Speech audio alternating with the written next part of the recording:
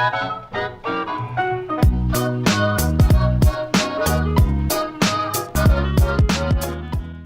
is going on, everyone? It's Nero again, here for you, some Call of Duty Ghosts, and today we're playing a little bit of Domination here on the map Stonehaven, playing with subscribers. We're actually in Ground War, which is exclusive right now. I think it's always going to be exclusive anyway, to next-gen consoles, the Xbox One and the PlayStation 4, as well as, I guess, PC as well. It stinks, man. 360 and PS3 do not get Ground War, which to me, Ground War has always been like a favorite of mine. But with Domination being not exactly my favorite game mode anymore, especially in Ghost, I just don't really play it a lot. But we did play, because I had a bunch of subscribers and friends on at one time. I'm like, okay, we'll play some Ground War. It's a pretty good game. We're using the Honey Badger here, the net camouflage, which you get for 500 kills with the weapon. So hope you guys all enjoyed the gameplay. It's a long one. Just like this episode of Dear Nero, it's going to be a very, very long episode. Tons of questions were sent in this holiday. I noticed most of the questions came in either on Christmas Day or Christmas Eve. And so we got a lot of questions for you guys. Hopefully you guys all enjoy the questions here, and we're gonna go through them all right here. Let's open up our little window here that has all the questions, and let's begin. First question, he writes, Dear Nero, what is the biggest buck you've ever shot? Keep up the great vids. TJ from Indiana. So TJ, I am a hunter. You're right on that. And the biggest buck I ever got isn't very big. It was a 6-point, but it was a pretty big 6-point in that it was it was an older deer. It just didn't have a giant rack. It was actually a funny story. So I got this one of my first few years hunting, maybe my second or third year. And my dad, we go up in the woods behind our house, and he sets me up in this tree stand. All right, it's like real early in the morning, sun's not even up yet. And he sets me up in that tree stand, and he walks maybe 100 yards over so we can try and cover more of the woods. And like within 5 minutes of him setting me in that tree stand, this 6-point buck comes walking like 10 feet underneath me, and I shot him. And then I get on like the walkie-talkie, and like my dad like on, he's like, "Was that you?" I'm like, "Yeah, that was me. It was a 6-point. Can you come over here and help me? Because I've never got an animal before." He's like, "No shit." It was just a funny story that, one of my first times out there hunting. It was my second deer ever. The first year I ever went, I got a little tiny button buck. My first actual buck was this 6-point. It was, in fact, the biggest one I ever got. I got another 6-point, but it wasn't nearly as big. Next question, he writes, Dear Nero, do you consider YouTube being a hobby, a part-time job, or a full-time job? If you consider it a hobby or a part-time job, then what are you doing for a living? I am a new subscriber, and I love your videos. Keep up the great work. From, I am so bad with names, Mias from Virginia. So this person spells their name M-I-A-S. Is that Mias? I've never seen that name before, to be honest. And there's a name coming up in one of these questions, which I have no idea how to pronounce. But I guess I'm kind of notorious for being able to mispronounce names in my Dear Nero videos. So do I consider YouTube a hobby, part-time job, full-time job? Depends on the day. Depends on the day, I guess. Generally, it's a full-time job. Being a YouTuber it takes a lot of time, takes a lot of creativity. The 900 whatever videos here on NerosCinema, those didn't just appear here. I remember reading one comment one time. It was only the one time, but it burned into my mind. It was, you don't know how lucky you are to have a channel of your size. And part of me understands that. Part of me is like, maybe this guy's a little bit down on his luck. He's not growing as well as he wants to on YouTube. But this guy had like 30 videos on his channel. And I then replied to the comment, like, yeah, lucky for me, these 900 videos just showed up here. Right? A lot of time and effort does go into YouTube. You are constantly improving. It's, of course, for everybody, it starts off as a hobby. I think FPS Russia was the only person that ever started, well, I guess that was a bad example. He had a previous channel, but no one just starts YouTube and becomes a partner and is able to start making money from their videos, from the ad revenue. It just doesn't happen. It starts off as a hobby and starts off as a very expensive hobby. You got paid for a better computer, because generally, like a computer you find at like a Walmart or like a Kmart or somewhere, wherever it is you buy like a normal $400 computer, you can't make YouTube videos on that, or you can, but it is horribly time consuming. I remember my original computer; it took me about every minute of video that you see took about an hour to render. So let's say this video, is gonna be probably well over 20 minutes long. So that would have taken me over a day to render a video like this. I remember one time, the longest one, for whatever reason, my computer was running slow that day. It took me 22 hours to render a 10-minute video. So you need to upgrade your computer. You need to, you're constantly changing microphones. You probably when you first start YouTube, you start off on like kind of a crappy little microphone like I did, and then you move up until eventually you're paying like $200 for a microphone, like the one I'm speaking to you on right now. It starts off as a hobby, an expensive one, but you get some steam going. If you're successful, if you put the time and effort, and with a little bit of luck as well, you get going, and eventually you can get partnered. And here I am.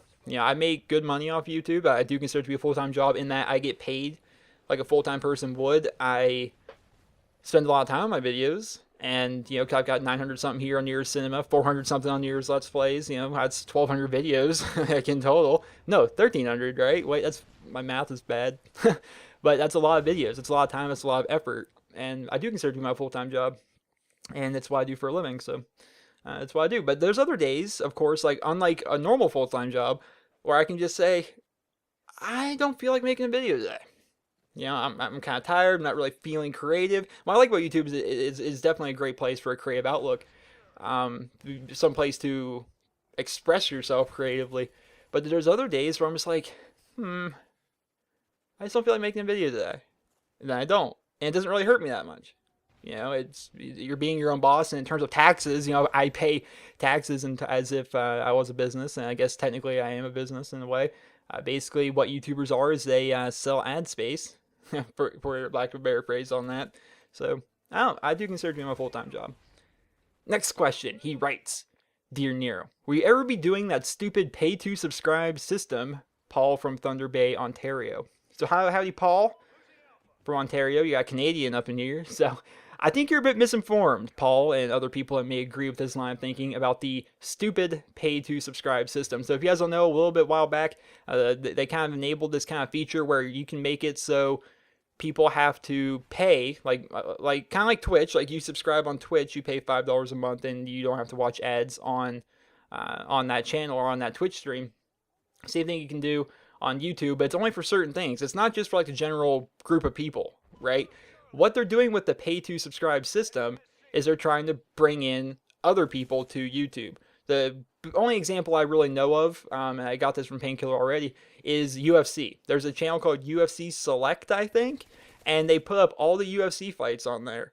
But you can't watch any of those videos unless you subscribe. It's like $3 or $5 or something, and you can subscribe to that channel and watch all that premium content on YouTube. That's the kind of thing they could do. Like if Walking Dead, let's say you don't have AMC or something, or better yet, like an HBO show. I don't have HBO. Name a show on HBO. Name a show on there. I can't watch any shows on HBO because I don't have it. But if they were to take is Game of Thrones HBO or something like that? What if they were to take Game of Thrones? Let's use that as an example and put that on YouTube, and you pay $3 a month or whatever, and every episode gets uploaded to that channel. Then you're kind of getting a good deal there. And that's what the pay-to-subscribe system is. It's not for like Jimmy Quickscopes over there to make you subscribe to watch his montages and pay money to watch his montages. It's never going to be anything like that, so you don't have to worry about that. So the pay-to-subscribe system is a cool thing. It's actually drawing in Hollywood stuff into YouTube. Next question, he writes. This is a long one. Dear Nero, I know you talk a lot about sound whoring, and I've tried every single thing that you say that will help, but I've had no success. That being said, this is the only thing that has not worked for me. I don't really understand how to do it. I mean, I've turned everything that I could up all the way and turned everything that could distract me down, yet I can't hear a thing despite my efforts. I know it is my headset because I have Tritons, so I was wondering if you could make a video for people like me. A video that goes a little bit more in depth on how you sound whore in Call of Duty, what settings you use to help use the sound to your advantage, and congratulations on 100,000 subscribers. You are a freaking legend. Keep up the great work. Dakota Gower from Springfield, Missouri. So, as you can tell, I'm very bad at reading paragraphs, especially when they are in a 9.7 font. I don't know.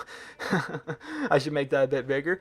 Okay, so Dakota, you're having difficulty sound whoring in Call of Duty. A quick recap. Sound whoring in Call of Duty is when you have a gaming headset or surround sound system and you use it to be able to hear these footsteps of enemies and kind of get the one up on them because you can hear them coming.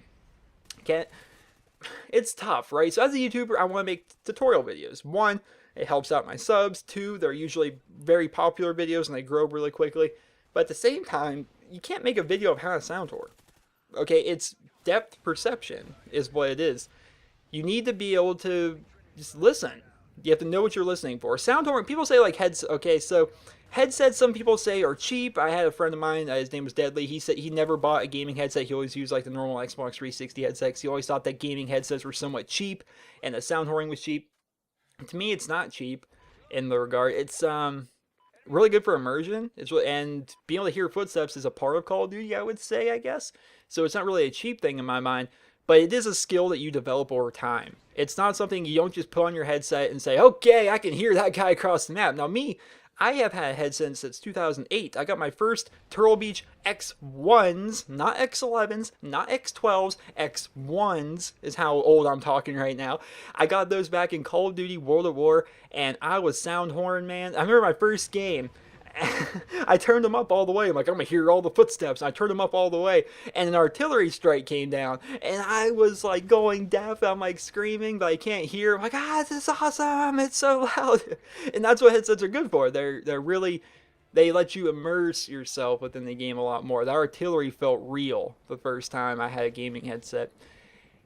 It is a skill you develop over time. So, like I said, I've been doing this since 2008. I could hear a guy, halfway across the map and tell you what, if he's walking on wood, steel, concrete, whatever. I can hear people if they're not using dead silence, right? It's a skill you develop over time. You have to play with your headset and just play the game, and it's become like second nature. You'll be playing, then suddenly you'll just know. You're like, wait a minute, there's a guy walking up to my right, and you can hear him.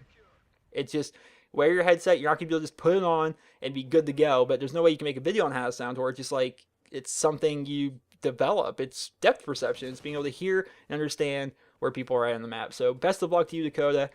Just keep your headset on, keep playing. You'll get used to it, I promise you. Next question. It's a bit darker one. He writes, Dear Nero, I've gone through a tough time in my life, and I decided to try and commit suicide, and your videos helped me through so much of those times. My question is you is, have you ever had suicidal thoughts and or attempted to commit suicide? Sorry to be a Debbie Downer. Stay awesome. This person, boy or girl, had been neglected to leave his name or her name. But have I ever thought about suicide? No. And I'm glad that even though you've thought about it, that you've never actually gone through with it. To me, suicide's like the worst thing you can do. Life is potential. I heard somewhere that life is potential and death is the end of that potential.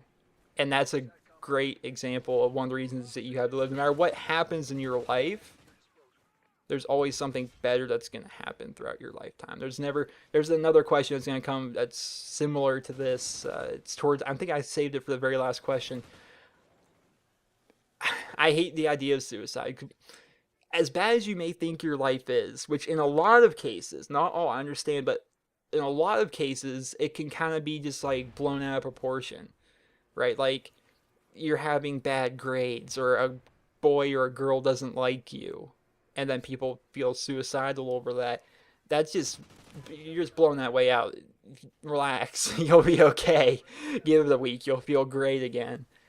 But then there's other times where it's a lot harder to feel that way, and there's an actual depression. As much as I downplay depression, because I really think it's a lot of depression in the world is people self-diagnosing themselves when they really don't have depression, which depression is actually like a psychological disorder. Something's actually wrong chemically in their brain that causes them to feel that way.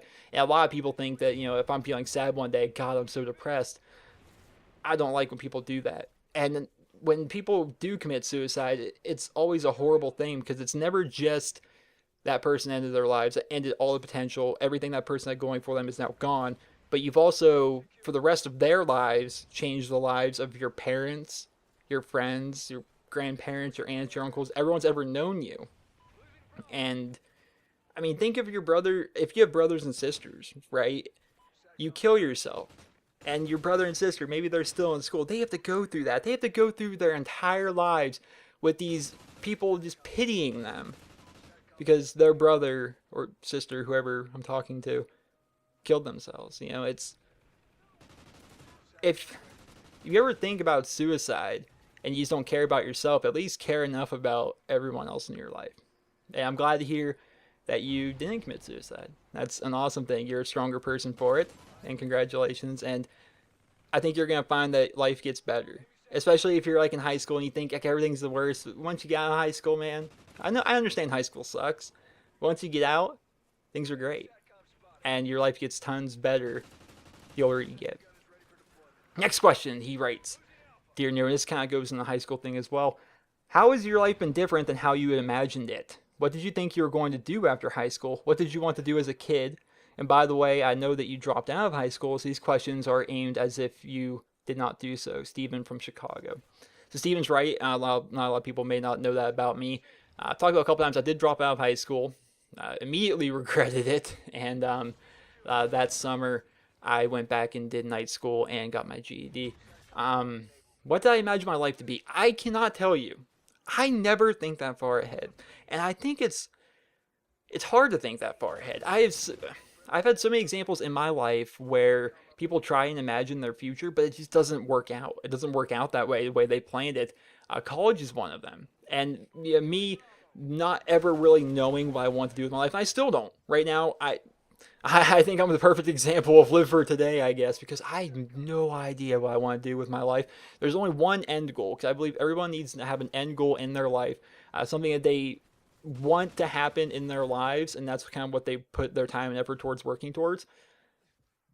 And it's kind of a vague one, but I want to be successful in my life to the point where I own some land and I own my own house. That's what I want to do with my life. And that may seem like kind of lowballing it. I'm not trying to be president of the United States or anything, but I just want to be happy. I want to be happy. I want to be successful. I don't want to stress for money. I want to own my own house and own a little bit of land. That's what I want to do with my life. Now everything between me where I am now and that is still yet to be determined. It's a perfect example of here I am, question mark, profit. That's kind of like where I am. But that's kind of my end goal. I've never actually thought anything other than that where I want to do with my life. If I did, maybe I wouldn't be here on YouTube. Maybe I'd be one of the people that went to college. Not to say college is a bad thing, but I've also talked that college is not a guarantee. Someone like me that's never had really their life entirely figured out from day one kind of gets flagged when people says, oh, well, I'm going to college, I'm going to do this. Well, here's a list of things that have happened in my life. So my mom went to college, has a degree in human development and psychology. She works as a postmaster now. My cousin Nick, he went to college, and he went to college for physical therapy. He ended up dropping out. My cousin Heather, she also, ironically enough, and these are different sides of the family too, so it's really ironic that it happened, but she also went to school for physical therapy. She actually graduated, but right now she's working in a plastics factory. Another cousin of mine, Jackie, she went to college, and she went for photography, and her college shut down. As funny as that is, that school, it's not really a college, it was a school for photography, shut down. So now she's going to a different school. Now she's doing business administration or something like that. Basically what I'm trying to say is life is really unpredictable, and you never really have a clear indication of what's going to happen tomorrow.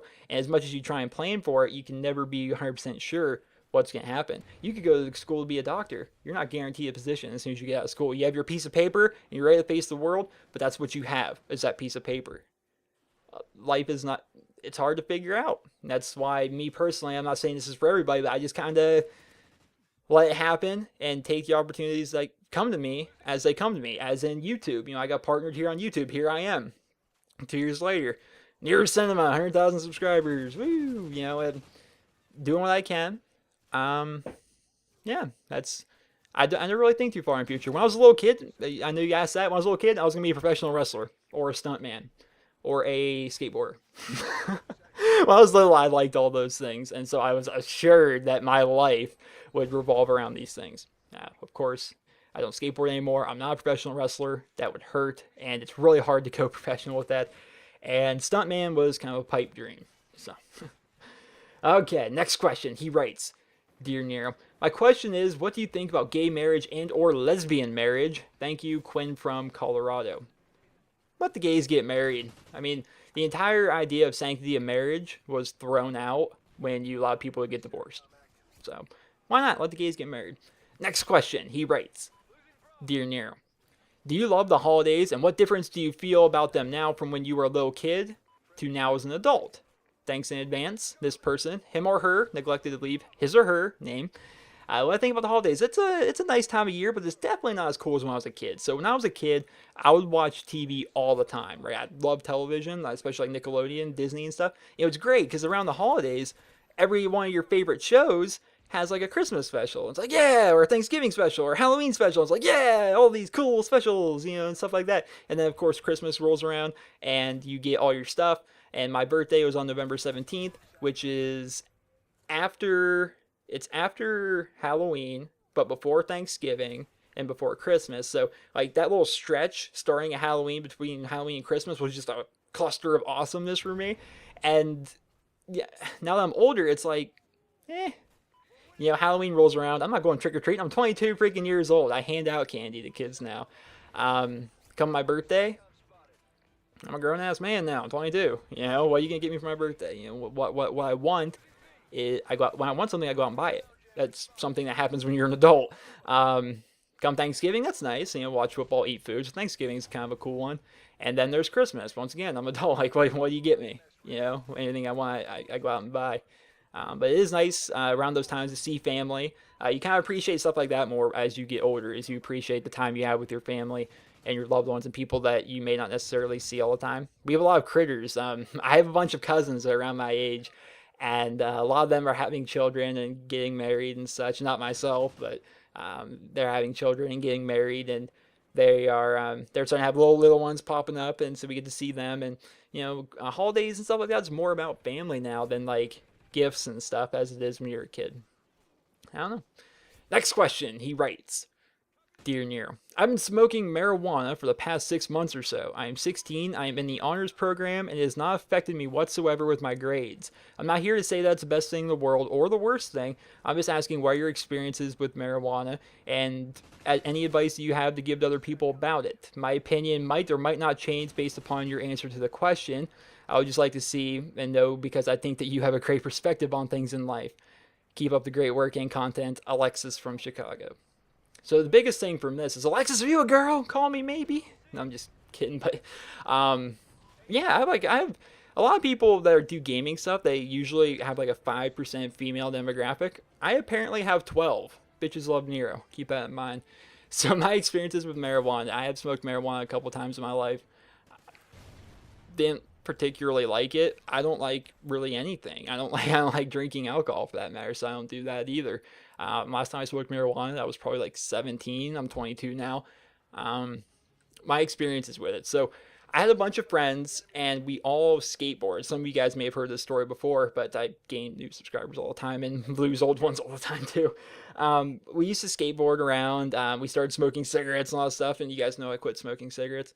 I used to skateboard and smoke and hang out and play Halo and do whatever, and that's just kind of what we did. And then once we started getting to high school, like more towards like 10th grade or so, a lot of my friends started smoking weed. And that's what kind of like threw me away from them is because, of course I did it with them every now and again, and it kind of became a thing, but they got like really into it to the point where, that's their whole lives revolved around it. And then like once they started doing that and they developed this group of friends that are all just about weed and all about that, they start doing pills, and then they start doing other stuff. And as they started getting heavier and heavier into this, I started fading further and further away from these people to the point where I was staying home all the time now. Where before I was gone all the time, I was never home. I started being home a lot more around that point. And at that same time, just so happened Call of Duty World at War came out. So while I'm spending all my time at home, I started playing video games. I started playing Call of Duty. And of course, you see where I'm going with this. Started playing Call of Duty, started doing YouTube. Here I am. And all those people, I don't even know where they are anymore. I read about them in the newspaper now. One got arrested for stealing from cars. One got arrested, I shit you not, for getting in a fight with an old lady on oxygen because he wanted her pills and threatened to set her on fire. If you don't know, the oxygen, the people that are on oxygen tanks, is highly flammable. It's pure oxygen. He was threatening to set her on fire if she didn't give him her pills. A couple of them went to jail. No, none of them are really in a good place. And that's my experience with it, because you can start off like, oh, yeah, marijuana, it's this, that, and the other. Woody's gamertag on Painkiller already said it so well one time. He's like, I feel as though there's an entire group of people out there who think smoking marijuana is next to exercise with how healthy it is. And a lot of people say that. I understand it's not the worst thing in the world. It doesn't hurt you as much, but you're still putting superheated plant fibers and you're burning them into your lungs, and it's just not a good thing. Of course, it's very unnatural for you to smoke. And that's coming from me who smoked cigarettes for like 6 years or so. But yeah, I quit that, by the way. It's been like 7 or 8 months now. Where am I going with this? Marijuana, I'm not a big fan of it. I'm really not. And I think you're going to find that the more you do it, and the more people you associate yourself with that do it, you're going to find that your life kind of starts to revolve around it. And then once that happens, bad things start to happen. So my advice to all of you is stay in school and stay off the drugs. There you go. Good guy, Nero. I'm doing my part. Next question. He writes, Dear Nero, I'm a huge Optic fan. I was wondering what MLG team you support, if any, and why. And I've also been a long-time subscriber, and I decided that I want to participate in Dear Nero for once. Happy holidays, brother. So, brother, is this, you happen to be Hulk Hogan by chance? I don't know. Okay, so what do I support? I pay little to no attention to competitive gaming, and here's why. Competitive gaming to me isn't right. I can't. I've made a video about this way back in Black Ops 2, where I don't feel as though competitive Call of Duty anyway is the proper. It's not set up properly, because in competitive Call of Duty they take the core game, right? They get the new game and then they push past it on to MLG. They're like, okay, well, no one's allowed to use this gun or this gun or this gun, or they're not also allowed to play on this map. You can only play on these 3 maps. You can't use these guns. You can't use these perks. No kill streaks, whatever. And that's not Call of Duty. That's a bare bones stripped down version of Call of Duty. I would pay a lot more attention to competitive Call of Duty. And I talked about this in Black Ops 2. I want to see the Optic team face the envious team 6v6, not 4v4, on Nuketown with everything allowed. That would be fun. Then I went on a whole thing. People were like, well, attack inserts are OP. Imagine what a pro player could do with attack insert. And like, I understand pro players are good, but they're not going to do any game-changing stuff with a tactical insertion. Okay, and if they do, it's called an EMP grenade. Whoop, throw it, gone. Everything in the game has a yin to the yang. Of course, attack inserts aren't in COD Ghost, but they're not playing Call of Duty, in my opinion. They take away too many things, and it becomes not fun to watch at that point, for me. And that's why I don't pay attention to it. Games like League of Legends. League of Legends is the exact same thing, competitively, as it is publicly. Okay, and I think that's one of the reasons it's one of the most popular, if not the most popular game in the world right now, especially on Twitch. It's definitely the most popular. Next question, he writes, Dear Nero, I've been around since Black Ops 1, not active on the comment section, but I've been around since Black Ops 1. I was just wondering, with so many YouTubers bashing on COD Ghost, have you been enjoying it? And what do you think the big expectations are for the next COD? And good God, Joao? From Portugal? Okay, so how you spell this name is J-O-A with a squiggly line on top of it, then an O. I don't know how to pronounce these names. I'm so bad. I'm just a poor boy from Pennsylvania.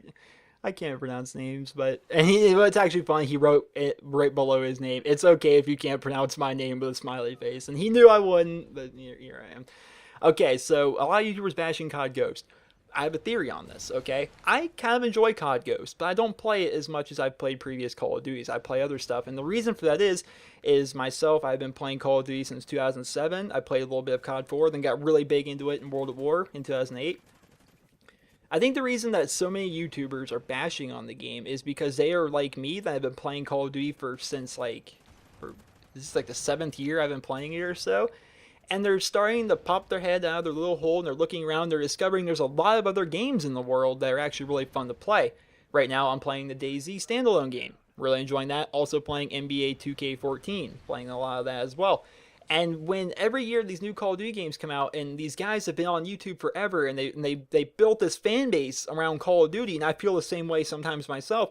You build this fan base around Call of Duty, and you feel as though you're trapped with Call of Duty, and you're forcing yourself to have to play it at times when you want to play something like DayZ instead.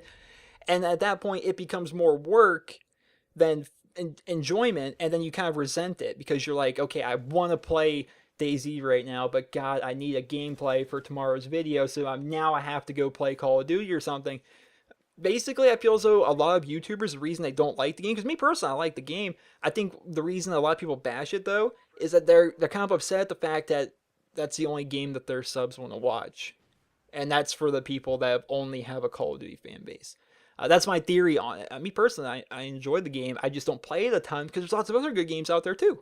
but I still play the game just enough to have daily videos for you guys here in NerosCinema. Next question, he writes, Dear Nero, you and I Am Wildcat are two of my favorite YouTubers. Do you think you'll ever make another video with him? Alistair from South Africa. So Alistair, Wildcat's a friend of mine, good friend of mine. He's one of them friends where I could just not talk to him for 2 months and then randomly say, hey, Wildcat, what's going on? And it'll be like we never stopped talking.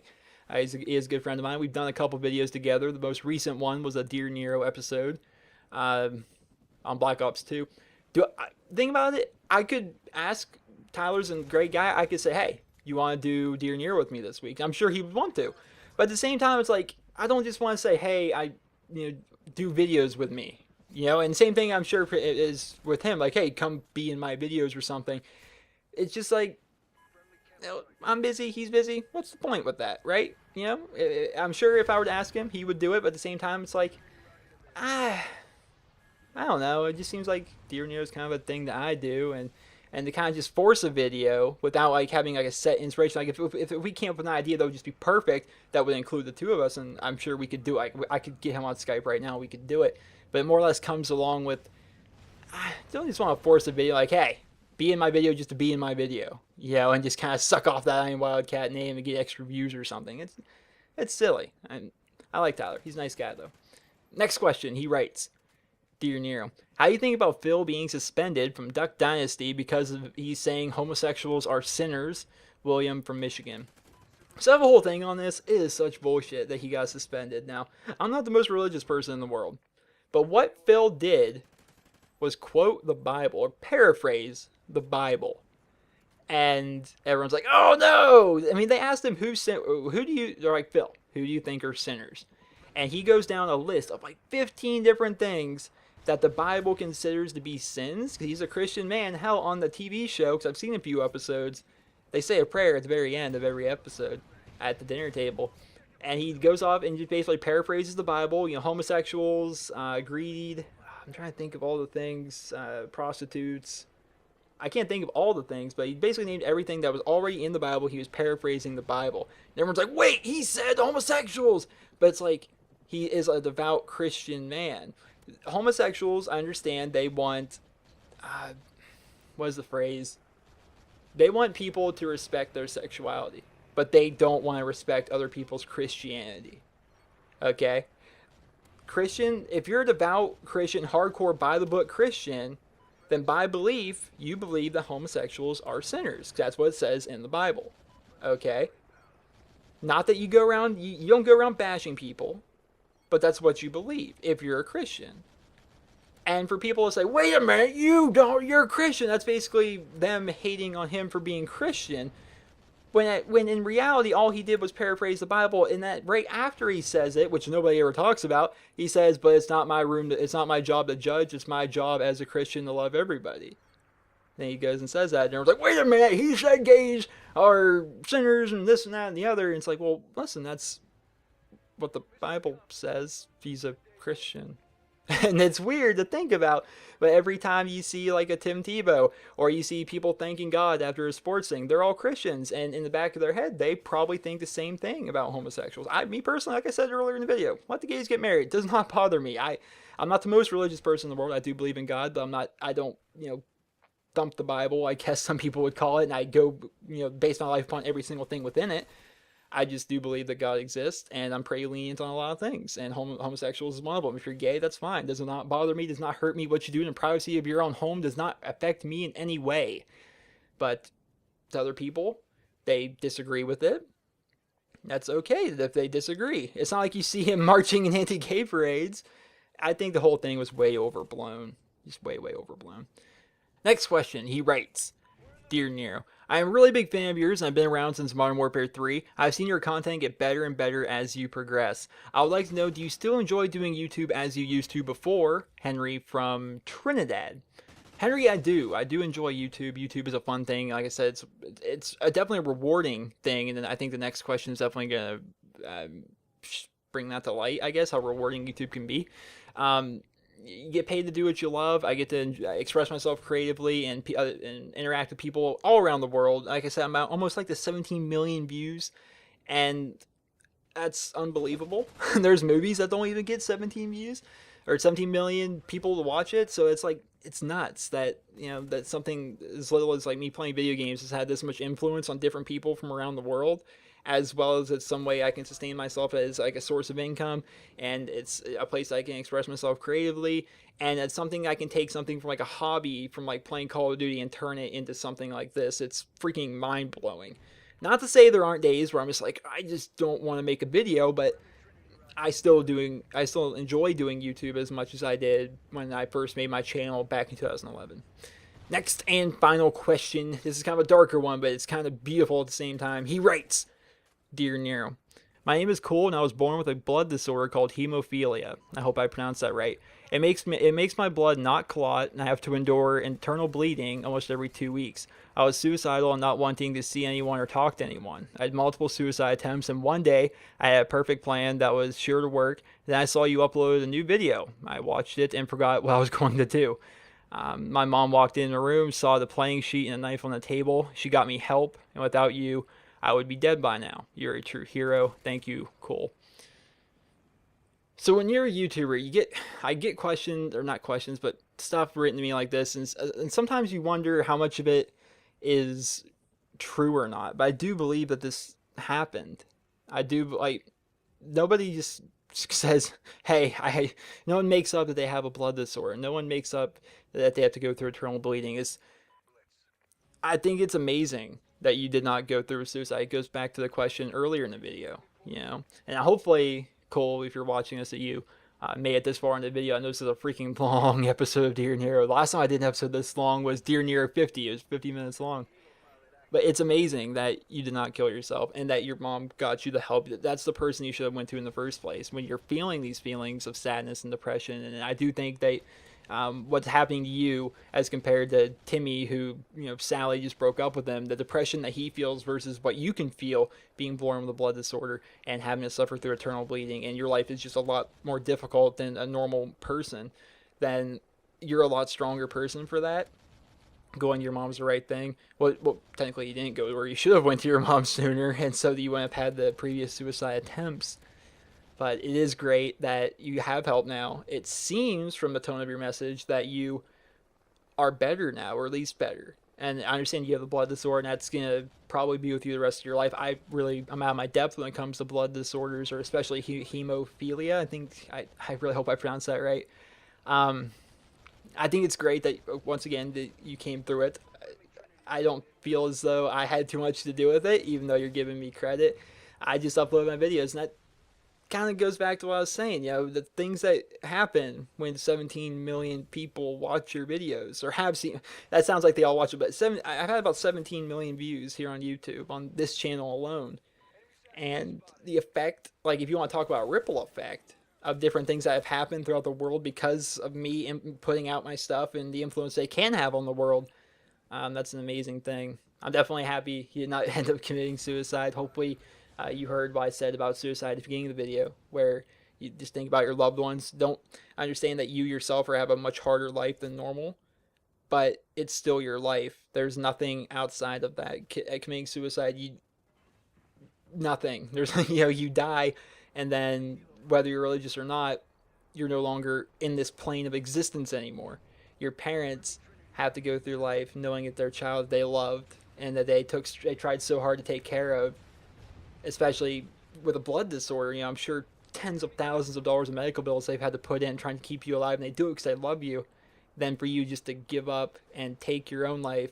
And when they say take your own life, you're taking it from yourself, but most of all, you're taking it, like I said, from your loved ones, your grandparents, your brothers, sisters, anyone, your parents especially.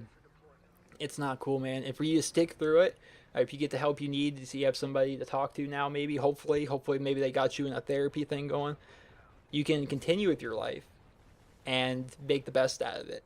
And YOLO, we only do live once, and this is the one chance you get at life. So do the best you can with it. And I hope you guys all enjoyed this week's episode of Dear Nero. If you did, remember the rating where you guys feel the video deserves, and this is a very long one, so a thumbs up, anything like that would definitely help. If you guys like your guys' questions sent in for next week's episode of Dear Nero, send me a personal message here on YouTube. Make the title of the message Dear Nero. If it's a good question, an entertaining question, and above all, a question I've not yet answered before, I'll do my best to go ahead and answer it next week's video. Hope you guys all enjoyed. Remember the rating. Hope you guys all have a wonderful day. I was banging 7 gram rocks, that's how I roll. I got one gear.